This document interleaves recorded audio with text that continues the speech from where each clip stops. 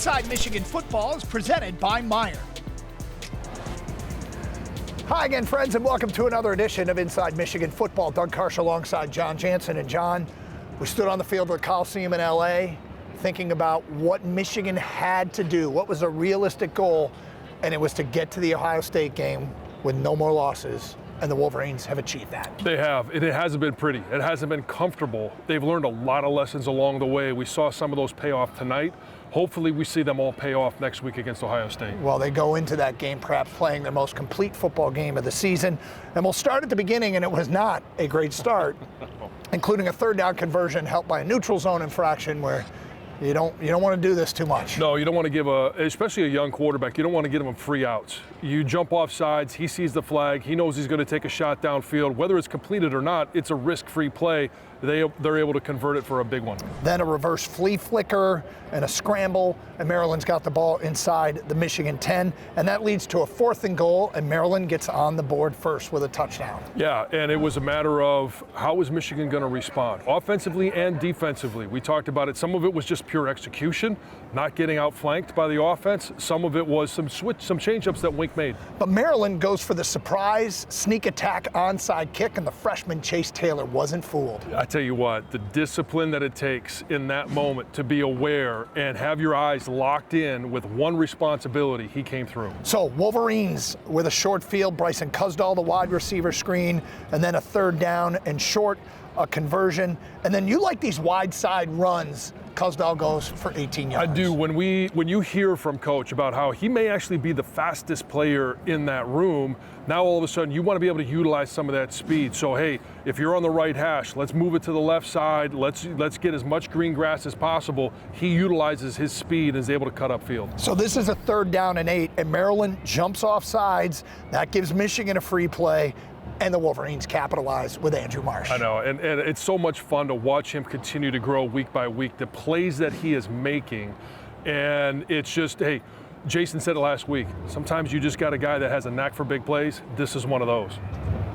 All right, ensuing possession for Maryland. Let's go to Jansen Vision on this 3rd and 5. Yeah, and this is a great third down stop here. And it's a great view because as soon as this tackle pulls, the goal for any edge rusher, and this is where Jay-Sean has really gotten a lot better, is to get into his hip pocket. This guy coming in motion is going to try and block him, but from that depth, he's got no angle, and Jay-Sean does a great job of cutting across his face, getting at that hip pocket, and he's able to make the play in the backfield. That was a huge momentum swing in this game. All right, here's a 3rd down and 6, and Max Bredesen in the open field, the big fella making people miss. Rumbling, stumbling, making the catch, coming through when they needed him. Then Bryce finds Andrew Marsh for 20 yards. And there's that connection again. Boy, this kid's blossoming at just the right time. I like the connection, but I also like what Chip Lindsey is doing by running guys off with Donovan McCulley, and then you've got Andrew Marsh coming in underneath. All right, so Zach Marshall, this is a heck of a catch. That ball's a laser, and he just put those big paws up there and brings it down. He did it. Yeah, when God gives you big paws, you got to make the big catches. Marlon Klein as Michigan goes tempo, and they get the ball down where they got a 3rd and 2, and Bryson Cusdahl will take it into the end zone for his 2nd career touchdown. Had a great game, and it's so much fun to watch him have that success and find the end zone as well. All right, a couple plays by the Michigan secondary on Maryland's ensuing possession with the Wolverines up 14-7. Zeke Berry with a perfectly timed pass breakup. He was doing a great job running step for step and just reaches up at the right time and times his jump perfectly. Then Mason Curtis with the pick. I thought it was going to be a pick 6. Wide receiver got him to the ground. Just got tripped up, and I'm sure his eyes got real big looking at the end zone too. Okay, so 1st and 15, and you like this route by Zach Marshall to get the penalty yardage back and set up a 3rd down and makeable. Yeah, I mean, when you get a chance to hit your tight end like that, and he has a chance to pick up a 1st down, that's what you're looking for. All right, and here's that 3rd down play. It's a 3rd and 9, and we go to Jansen Vision. Yeah, and this is the touchdown for Donovan McCulley, and it was a screen, and I want you to watch these 3 linemen on this side. They're basically going to sell the fact that they got beat. All of these guys are going to rush up to Bryce. They get downfield, and they're the ones that are going to set up the wall. And when Donovan McCulley catches this ball, he's got to get back to the inside. He's got to find a way to get back in here because this is where all your blockers are. They're going to get upfield. He's going to cut in behind them, and that's where he's able to get all the way. They didn't have a whole lot of work to do because of the fact that Donovan McCulley used his speed to just beat everyone. It's 21-7, and the question is, can Michigan bury an opponent? And Maryland moved the football effectively down the field, but the defense stiffens. And here's a Jayshon Barham sack, which is just the 5th sack allowed all season by Maryland. Yeah, I mean, he does a great job of just beating the tackle on this one. All right, so Michigan's ensuing possession. Let's go to Jansen Vision for this throw to Donovan McCulley. Yeah, and this one is with the assist of Jason Avant. He called this the 69 route. And what this is you've got a guy here that's going to be running deep. And when you have Andrew Marsh out there and the fact that he's been making plays, all of a sudden this draws the safety over. Obviously, the corner's going to go with them, and you're going to find as this game one goes, all of a sudden McCulley's going to find a nice little hole in here, but it's all because you got Zach Marshall keeping a guy up front, everything underneath, and he finds a nice little hole in there. It's just another one of those things. When I mentioned earlier, the route combination that Chip Lindsey is putting in there, that's one of them. Unfortunately, right before the half, Dominic Zavada misses a field goal, and Michigan takes a 21-10 lead to the half. And this is where we start talking about the killer instinct Michigan hasn't been able to show. Can they show it in the second half? Got to come out and score. And they do. We'll have second half highlights straight ahead, and later we'll go inside the Michigan locker room and hear from the head coach here on Inside Michigan Football. Inside Michigan Football is brought to you by Meijer, presenting sponsor of the 2025 Michigan football season and proud supporter of hundreds of local sports teams across the Midwest. And by Michigan Medicine. There's a difference between an answer and a Michigan answer. To find your Michigan answer, visit michigananswers.com.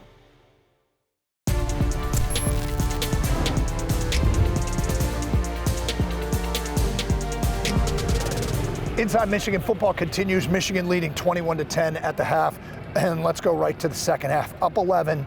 Bryson Cusdahl gets him going with 9 yards on the ground. This kid has really picked a good time to blossom. He did, and I mean, his number was called. He came through, and he did everything that Michigan needed him to do. Speed, power, tough yards, it was all there. And then Andrew Marsh with a catch for Michigan. And then this throw by Bryce Underwood down the seam, the touch that he shows here.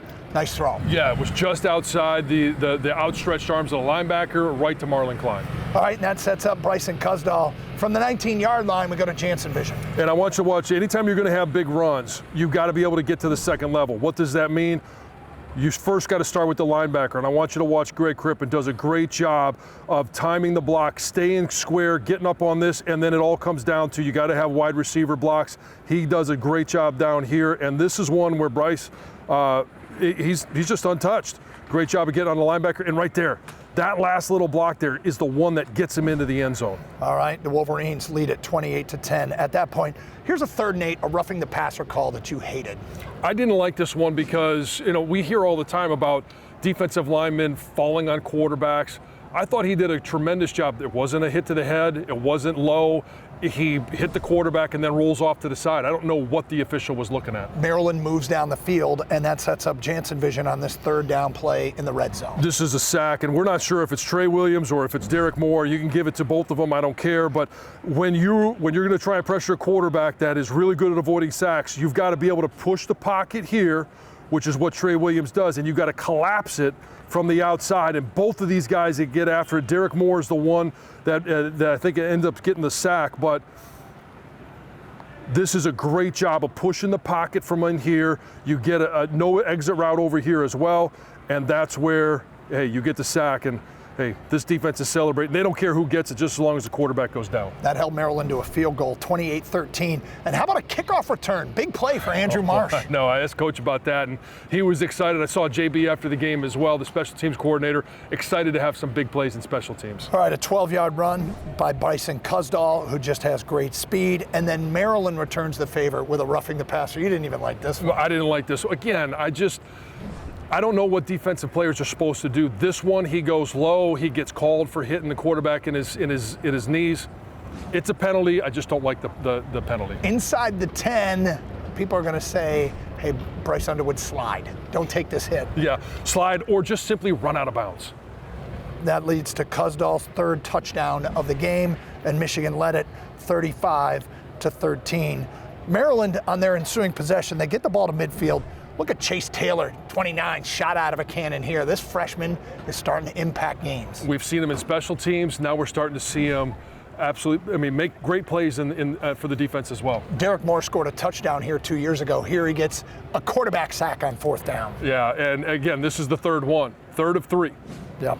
All right, we go to the 4th quarter now. Michigan's got it 3rd and 1, and Jasper Parker goes for 4 yards. Michigan at this point 10 of 11 on 3rd down conversions. And one of the things that you asked Coach about before the game, what is one of the keys? It was being good on 3rd down on both sides. And defense got off the field, offense extended drives. And Jasper Parker's 4th carry in a row leads to a touchdown, 42-13 Michigan.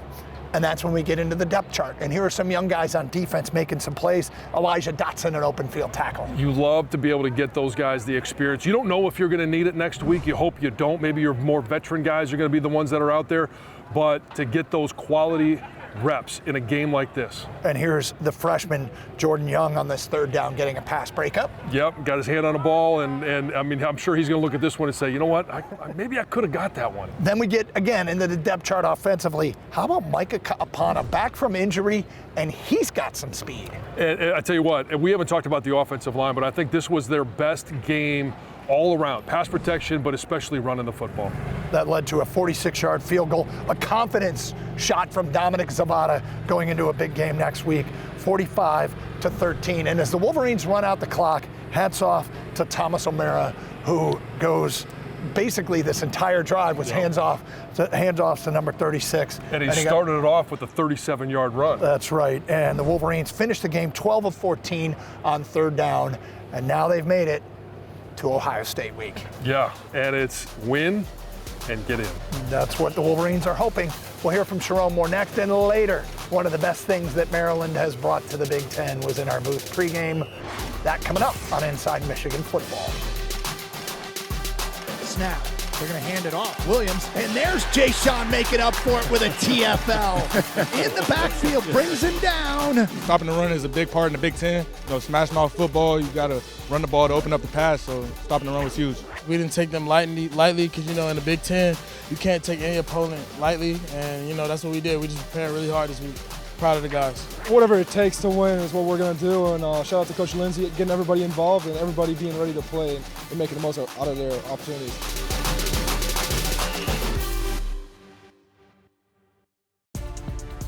Our conversation with the coach is brought to you by Meyer. Coach, first of all, congratulations. Your thoughts on the game? Proud of this team. Proud of the way they played in all 3 phases. Offensively, another over 400-yard game. This, 4th straight game rushing for over 200 yards with balance with the passing game. 215 yards passing. Bryce was 16 of 23, with 2 touchdowns. So I thought overall execution was really good. Overall, there's the half, right before the half, wanted to get a timeout. Thought we had a tempo enough to get lined up and throw one, and then call the timeout and then run another play, but didn't happen like that. So you look at those things, but I think we scored on 7 of 10 drives, so that was pretty good. And defensively, that's a potent passing attack, and we held it in check. We pressured the quarterback enough, and proud of the performance today. So before the game, you mentioned 3 things to Doug Karts. Let's go for them one by one. The first one was take care of the ball. Yeah. No turnovers. Right. Obviously, after the performance last week, it was a win, but how much of an emphasis, and what did you see from your guys out there today? Huge emphasis. Bryce did a really good job. There was one, man, it was close, and the guy dropped it. Again, you don't want to take that stuff away from him because he has the ability to make some great throws, but you got to be super smart, especially when you're throwing across the ball across your body. And then the defense getting takeaways, that was a huge piece to it. And you mentioned the 3rd downs already, but you guys were 12 of 14 converting, 5 of 14 defensively of holding them on 3rd downs. That's key, especially a team that can throw the ball and move the ball when you make a punt. And I don't think we punted again today. So again, offensively clicking at the right time, defensively doing what we need to do to win the games. And the 3rd thing was consistent energy, and especially when you get some young guys, some inexperienced guys in there in the second half. What did you see from some of your starters as they're supporting those guys? I mean, it was awesome. Late Tomas O'Mara gets in there, burst, big run. The whole team is up on their stands. And then 4th quarter, they start playing 7 Nation Army, and the boys are up and down on their feet. Constant energy, man. So it was great to see. Bryson Cusdall, the fourth guy this year to go over 100 yards, and from walk-on to what he did today. You mentioned it earlier. Hey, it's you never know when your time's going to come, but you got to step up. How'd you see him step up? No, he played so good. I don't know if there's many things that I could look at. He could have made this cut. He ran physical, he ran hard, he ran tough.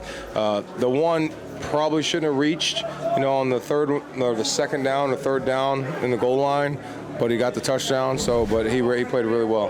What's the coaching point? Are you going to tell him not to reach and score the touchdown? Yeah, you're only supposed to reach on fourth down, so he got lucky on that one. All right, I put you in a tough spot on that one. Yeah. But defensively as well, all right? Malik Washington has only been sacked 3 times this year. You guys got after him 3 times and pressure all game long. Yeah, I thought defensively just a really good job mixing up zone, mixing up man, mixing up different pressure looks, and then getting off the O-line. Jay Sean, Derek, Trey Williams, all those guys getting sacks was huge. We've talked about Andrew Marsh as a receiver. Now we're seeing him as a returner. How big was it to be able to get that return game going? That was huge. It was huge. It created field position, and he's dynamic with the ball in his hand, so we'll continue to put him in positions to do that. So you don't have to ask the question anymore. How do you stay focused this week with the game on the horizon, your message to the team, and when do you turn the page and start getting ready for Ohio State? Page is turned. We're getting ready right now. Thanks a lot, Coach. Congratulations. Thank you. Appreciate it.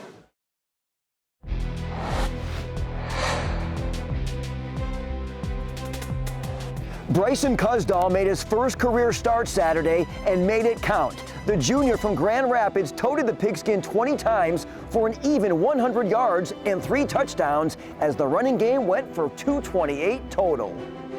And off to Cusdall, through a hole to the 15, to the 10. Bryson Cusdall to the outside, to the goal line. Touchdown, Wolverines. What was your mindset as you prepped to make your first career start? Just a lot of trust from my coaches, a lot of trust from my teammates. You come out here, you see me, Justice, Jordan, even you guys saw Tomas today.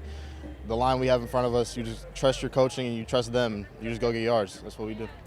You got a little bit of it last week, but I know as a running back, getting into a rhythm is important. How did it feel today getting into a rhythm with 20 carries and you hit the century mark? I'm not sure if you even knew that. I was able to feel it today, and when I felt it, I just knew every run could go. So I didn't get as much as I wanted, but we'll get more next week.